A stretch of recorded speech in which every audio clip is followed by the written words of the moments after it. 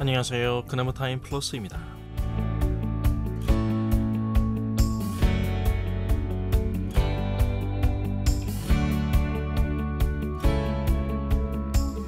이론적으로는 하나님을 가장 중요시한다고 말하면서도 시간이 지나도 믿음의 실력은 전혀 늘지 않는 신비한 사람이 되고 마는 이유는 사실상 하나님에 대하여 무관심한 데서 그 원인을 찾아야 한다고 생각합니다.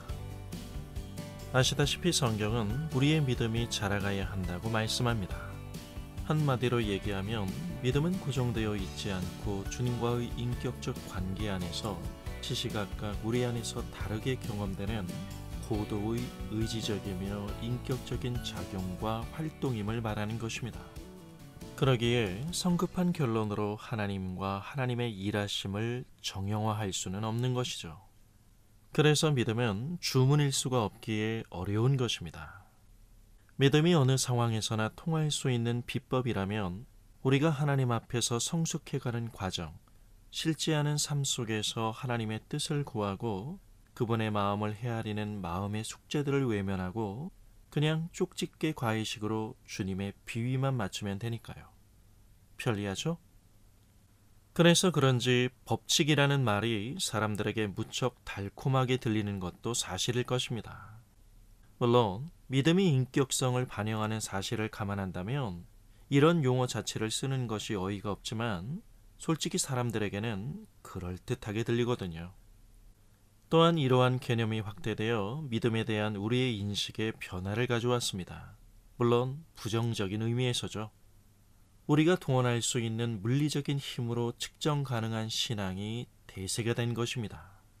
법칙과 공식이라는 용어 앞에 서게 되면 개인차와는 관계없이 효험성이 강조되죠. 하늘의 비밀스런 신비를 다 안다는 양 호들갑을 떨면서 야, 너 내가 하라는 대로 그렇게 했어?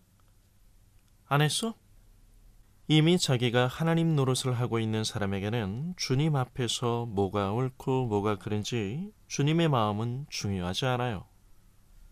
우리의 삶이라는 역사 속에서 살아 숨쉬는 믿음이 아닌 그저 상념 속에서 된다고 외치며 잔뜩 폰만 잡고 있는 자신의 억지만이 있을 뿐입니다.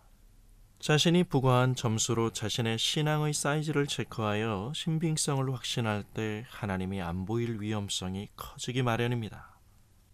말씀 하나 붙들고 인격으로 살아내야 하는 어떻게 보면 복잡하고 힘겨운 삶의 여러 국면들을 패스할 수 있는 비결이 어줍지 않은 논리의 옷을 입고 믿음으로 둔갑할 때 거기에는 내 마음이 가는 대로 적는 답이 있을 뿐이지 정당한 상식에 일체 반응하지 않습니다.